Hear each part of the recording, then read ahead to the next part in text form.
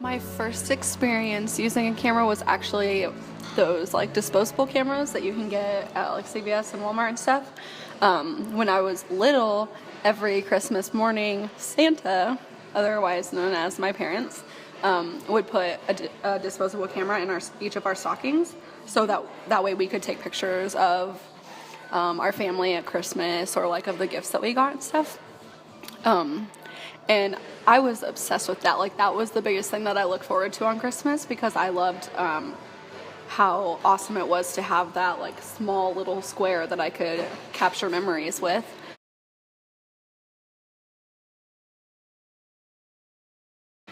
For each camera that I've had, it's always really fun to like read the user manual and understand how to like utilize different features of it. And it's just really cool to figure out new things you can do as I'm going to use the word photographer very lightly, because I don't really consider myself a professional photographer, but as a person who takes pictures, it's really cool to learn about the new technology that comes with each camera and learn how to use it, or use different lenses, or change the lighting so that you can get the best possible shot. But I also think, so those are really memorable moments, but then there's also other memorable moments where it's memorable because I fail at what I'm using. And I try to do something new with my camera and it doesn't turn out the way I want to.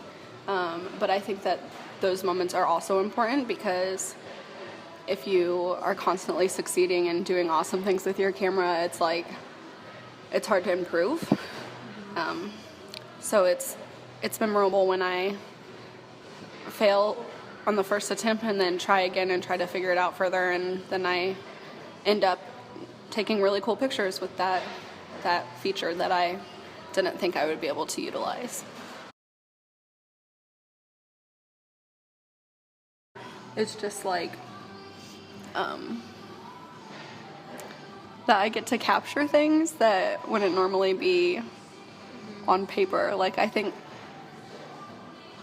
it's important to really experience moments like in the moment, but it's also important to be able to look back on that and remember that feeling that you had during that moment. And that's what you can do with a camera. And it's amazing that this little piece of plastic or a screen that you can look through can completely like document this piece of history or this piece of your life. And I just think that's really cool. So I don't know, it represents nostalgia and memories. And on the more technical side of things, though, I think it represents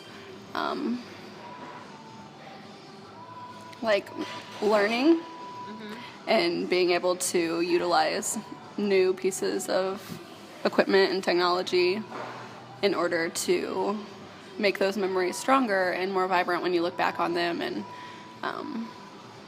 tell better stories with the pictures that you take, and show more emotions and feelings when you look back at those.